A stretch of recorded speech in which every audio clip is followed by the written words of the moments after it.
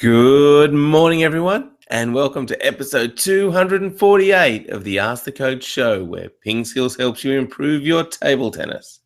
In the show today, we'll discuss the Oceania Olympic qualification tournament, which was held over the weekend, plus the Qatar Open results. It's Technique Tuesday, and the segment today is called Giddy Up Footwork Return. In the questions, we talk about spin, playing against pimples, and lifting a push that is loaded with backspin. I'm Jeff Plum, and as always, Super Coach Alois Rosario is here with me to answer your questions. Welcome, Alois. Thank you, Jeffrey. And yes, it was an interesting weekend for us, certainly. And I hope all of you had a happy and safe Easter as well.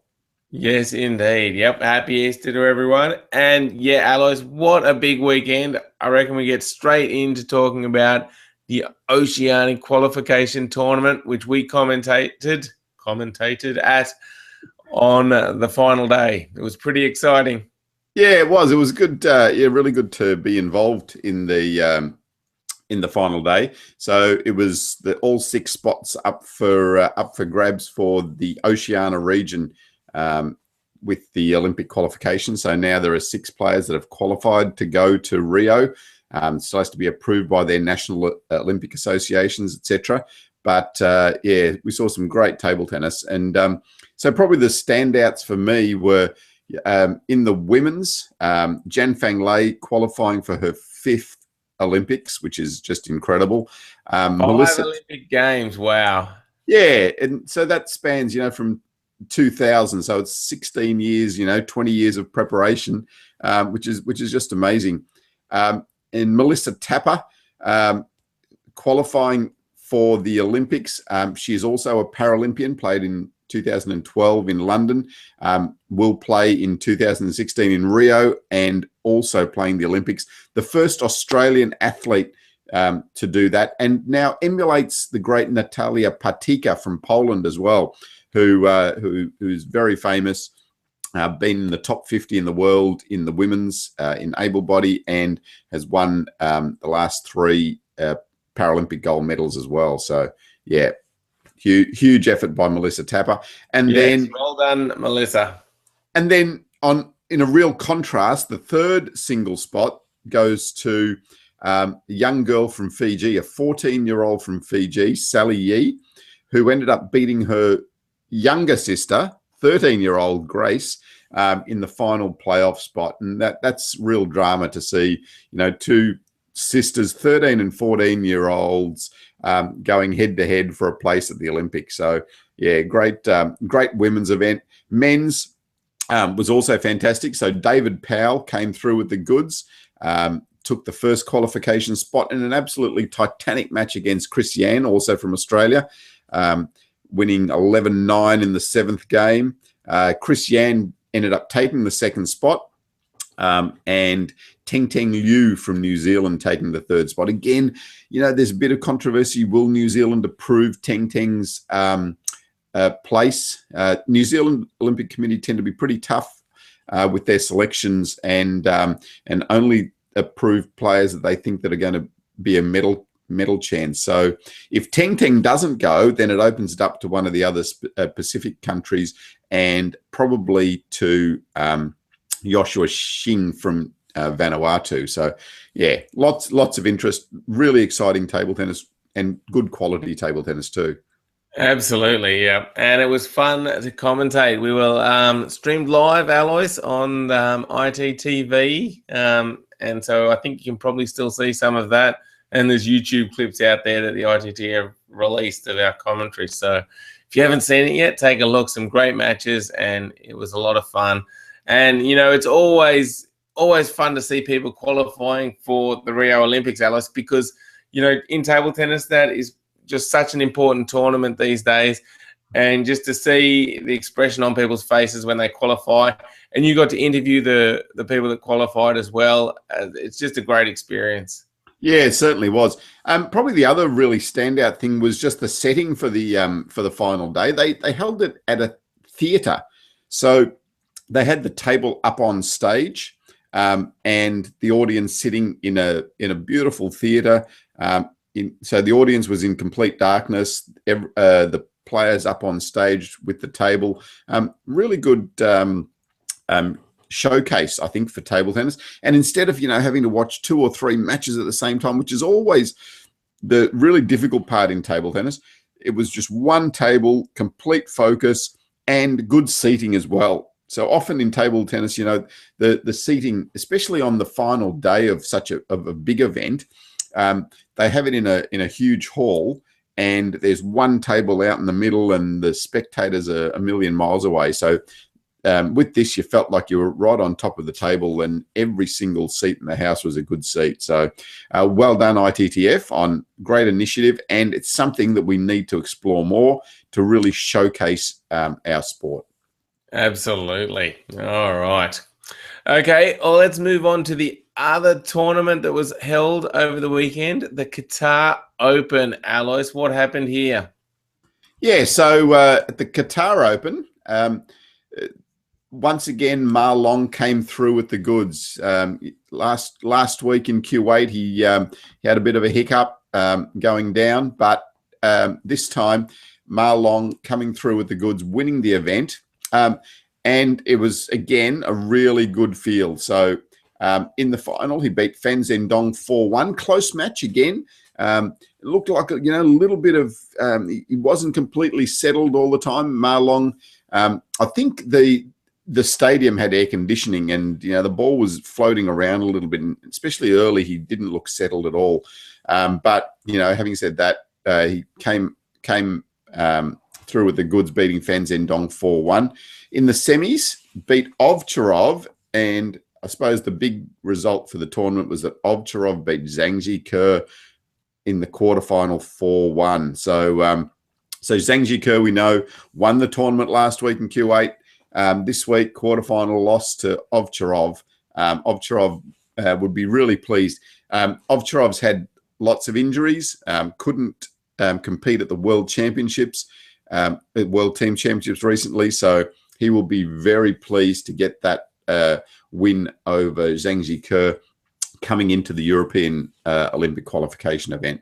On the other side of the draw, Zhang Jike going down to a non-Chinese player, that is not going to help his chances of staying in the Chinese team, I wouldn't suspect. Yeah, exactly. That's a big blow. And we've explained a little bit about the Chinese selection for the Olympic qualification, but basically, probably 4 or 5 players can actually qualify from China, and then it'll be up to the Chinese National Olympic Committee to basically accept or reject places. So, I think it will be interesting. Zhu Xin's interesting, isn't he, Jeff?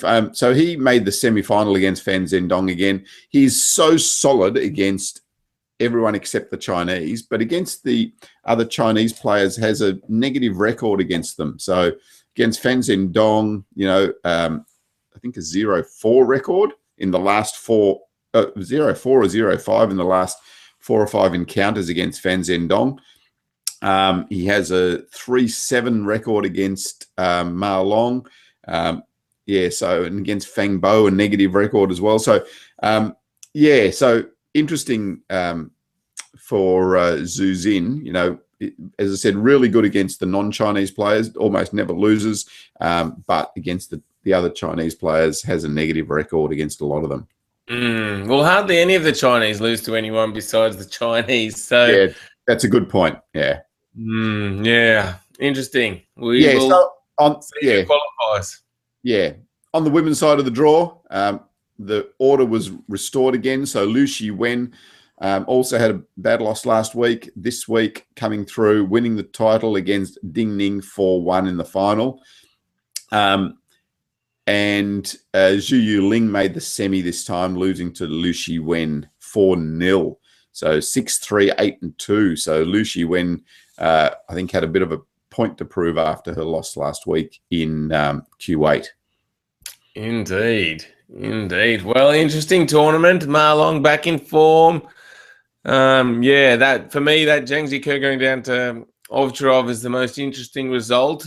Great for Ovcharov, and he is obviously one of the best players in the world. So it's not that bad a result, but, it just puts more pressure on Zhang Zhique. Okay. All right. Well, let's move on to the last PingSkills question of the day, which was, should participation awards be given out? What did people think? Yeah, well, really mixed bag here, as we suspected. So Thad, who's interesting, always, or not always, but very often the first person to comment on our question, PingSkills question of the day. So thanks, Thad, for being so proactive.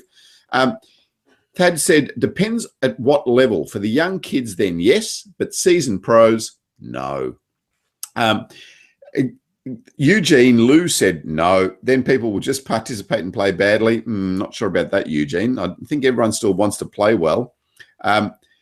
Edwin Cotter said young kids should never receive participation awards. Pretty emphatic statement there by Edwin. And John Nesbitt said nope, win to get a prize. But on the other side, Glenn O'Day said participation should be reward enough in itself, but recognition is always a bonus. And Billu said at school and college level, if they are awarded, they get motivated. So yes. And Trevor Hirth said, if you qualify to participate in something, then yes. If it's an open entry, then no. So yeah, mixed bag of opinions. Jeff, come on, give us your opinion. Well, that last one was interesting. If you qualify for something, then you've already achieved something. So maybe then it's okay. But in general, I just think if you hand out participation awards, all the kids know who's the better kids anyway. So if you're not one of the good kids and you get the participation award, you're like, well, I just got this because everyone does. So it's not really a feeling of, happiness or, oh, great, I got this medal. Now I'm going to be inspired.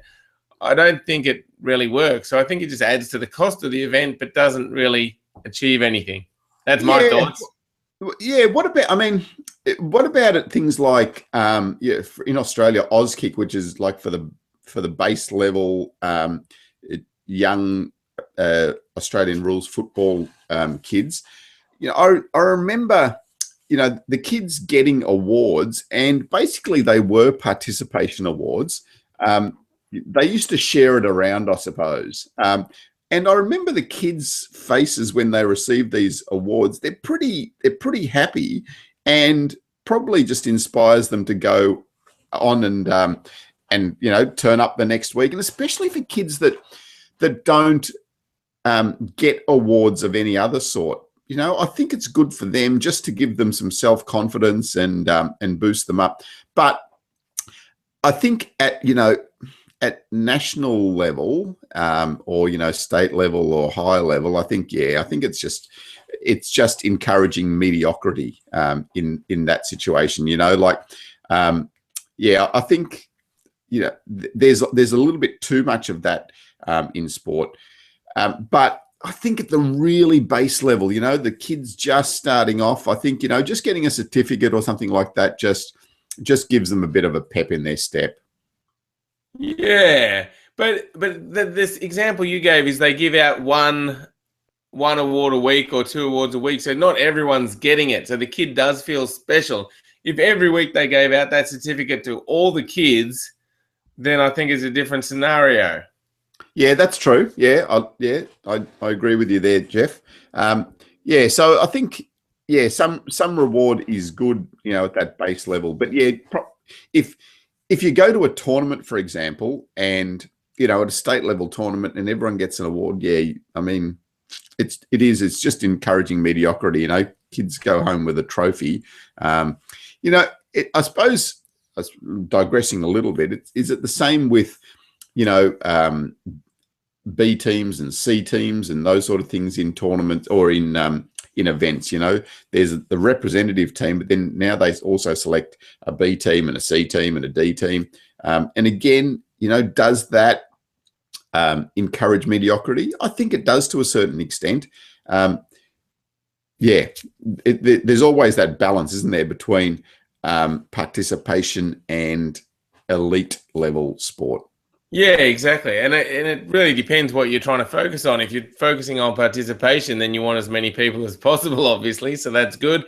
But if you're focusing on, hey, who's going to be the best at these national championships, then I don't think you want all those other teams. Yeah.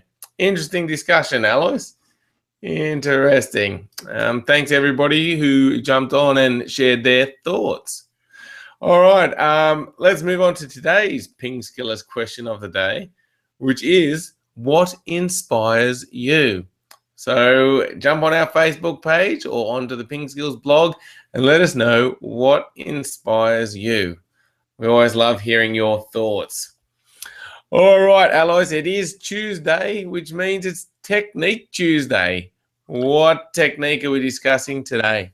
Yeah, well, I've sort of made this one up a little bit, but it's called Giddy Up Footwork Return. So, and this, I think we talked about it last week. So inspired by Vicky Carruthers. Thank you, Vicky, for your verbalization of what I was trying to say. So the Giddy Up Return is basically when before your opponent serves, or as your opponent's serving, you get into motion, or it's like a giddy up of a horse. And I looked it up a bit. So giddy up, and I just wanted to make sure it wasn't like an Aussie term or something like that. Where are we? Giddy up means you're ready to get the game or get to the game. Also means I'm just looking it up now. Sorry. Okay, let's do it. So it's a substitute for okay, let's do it, or or get moving. So it's usually related to horses, though. And horses giddy up mean get going, horsey. So it's like you're jumping up and down, and you're getting into motion, and that's a really important part now of being able to be active and move to the next ball. So if you watch the final of the Qatar Open between Ma Long and Fan Zhendong, you'll see both of them, before the other person serves, there's this little motion where they jump and get into motion. So take a look at it. Watch what they do. So they're not just standing there static and waiting for the ball. So as the other person's serving, it's that little bit of movement and getting into motion. And that's really important now to get going in the rally. Yeah, it makes a lot of sense, because if you're just standing still, you've got all that inertia to overcome. But if you start moving, then it's easier to keep moving and make adjustments. But the other thing, Alois, is it's not like just a huge jump or anything like that. It's a small movement because they still want to stay balanced and keep their head focused on the ball. Yeah, absolutely. That's right. So you're not jumping up and down like that, but it's just a little bouncing with your feet so that your feet are ready and you're moving around. If you also look at in that same match, watch Ma Long in particular in between shots. So in between shots, he does a little bounce, and it's usually two little jumps. So he hits, jump, hit, jump. So there's that little movement or giddy up every single time in the rally as well. Very interesting. All righty. It is the 29th of March, Alois. What happened on this day in history? Yeah, absolutely boring day in history, to tell you the truth. But a few birthdays of people, we know. And so Stewie Gallagher, so a table tennis player from our past. Crystal Banisic, who won some Australian junior titles living in Tasmania. And Bruna Alexandra, who is a favourite for a medal in Brazil in the Class 10 women's singles. So Bruna, a Brazilian, is going to be hard to beat over there in Brazil. She's number 3 ranked in the world at the moment, and it's her birthday today. So she is 21 today. There you go. Well, happy birthday, Bruna and Christina and Stewie. Yeah, but can I digress a little bit? So yesterday, though, yes, Jeff, was, and I need to get it right, Smingus Dingus Day. So Smingus Dingus? Smigus Dingus Day. And Marson alerted me to Smigus Dingus Day this morning. So he sent me his latest Power of Practice video. And he also asked me whether I knew about Smigus Dingus Day, and I'd never heard of it. So I looked it up. And so what it is, it's on Easter Monday, basically. In Poland in particular, but also other European countries. It's a festival where boys throw water over girls that they like. So there you go. so that's what Smigus Dingus Day is. Wow. That sounds interesting. So boys just get buckets of water and throw it over girls that they like. Well, yeah, I mean, this is Wikipedia, but they also talk about where are we? They carry the girls' beds down to lakes and throw them in there and stuff. But you know, that's probably a little bit extreme.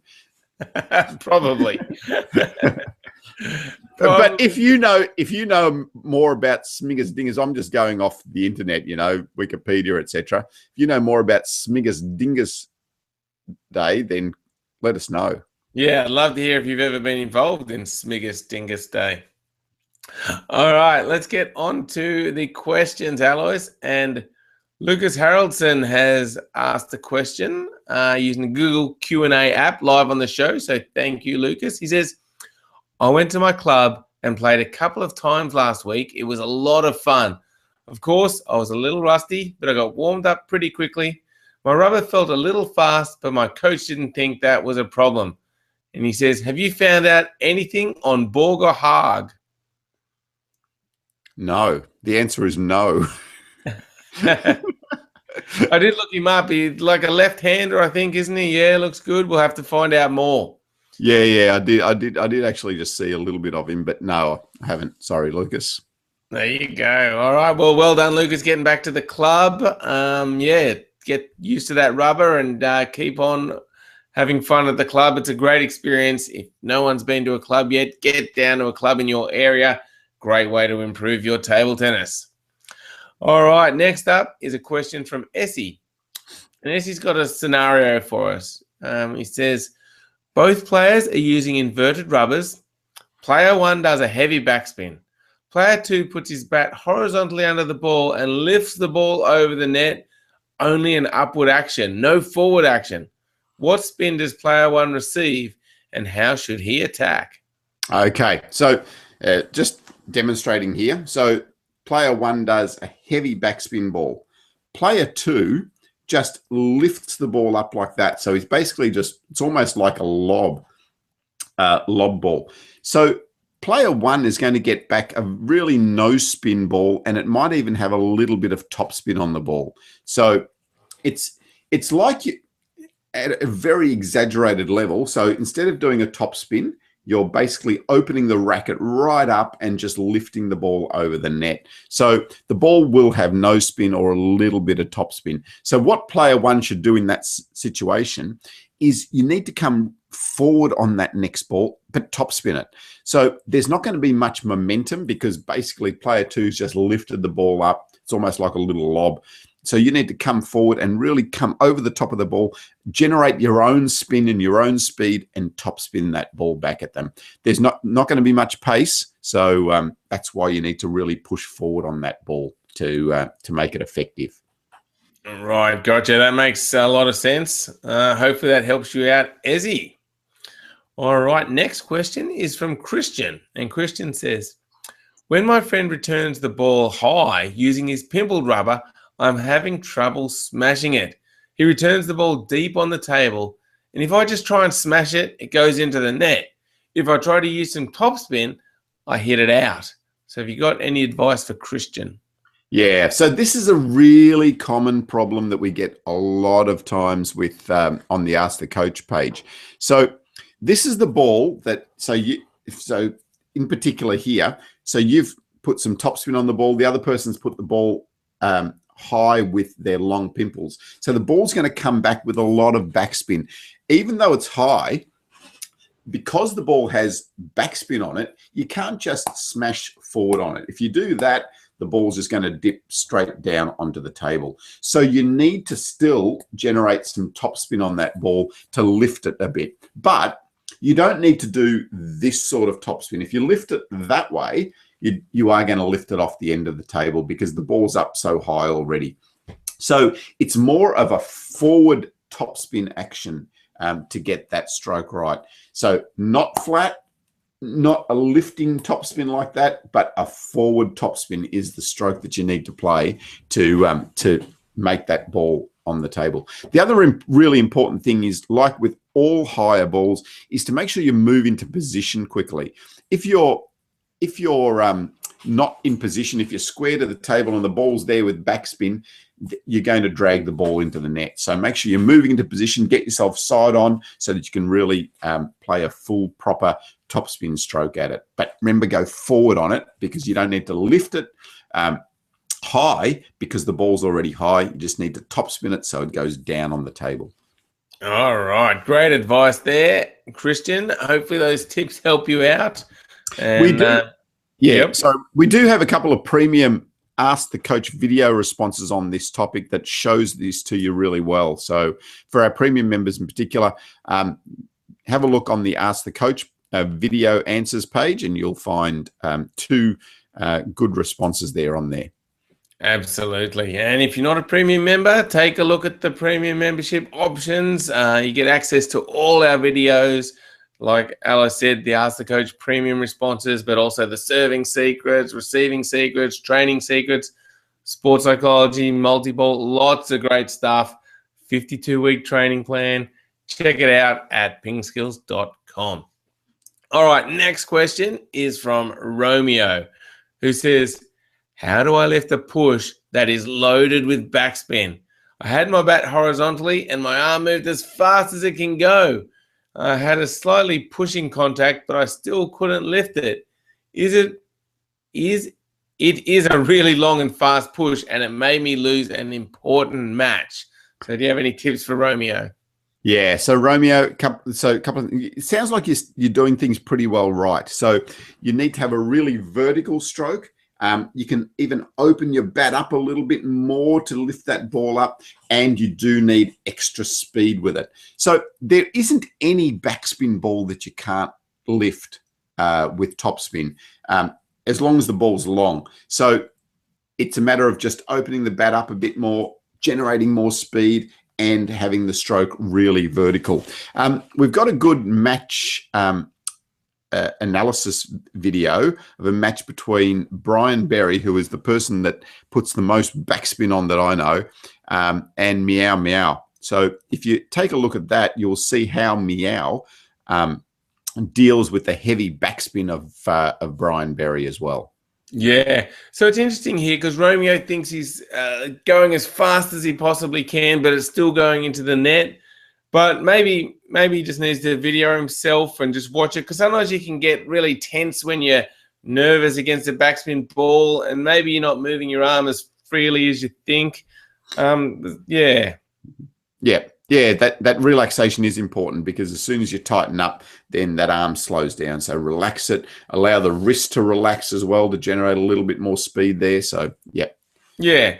So I think Romeo, maybe go back and have a look also at our forehand topspin against backspin video, and just make sure you got the basics right. You're getting a good start position, finish position, and then you can get the bat coming through nice and fast. It is a difficult stroke to learn, and I found it hard to get that brushing contact when I was first learning the stroke. But get the basics right, keep working at it, and you will be able to start lifting those heavy backspin balls. All right, now Alois, Spam 20's just jumped on and pretty much asked the same question as before that you answered: how to deal with high, strong backspin balls. Yeah, definitely, Spam. Get it up there, get that topspin happening, as we talked about before. Forward topspin is the key. Excellent. All right, thank you, Spam 20. All right, Alois, that wraps up show 248. For those of you who noticed, we had a new splash screen at the start, thanks to Twitter user Idiotic Senpei for developing that for us. And we've also got a new YouTube banner by him as well. So thank you very much. Hope everyone likes it. Thanks, everyone, for watching the show. Make sure you check out pingskills.com. And thank you, Alois. Thanks, Jeff, and we shall see you tomorrow. I hope you had a good break over Easter, and now we're ready to get right back into it. See you tomorrow morning. Bye.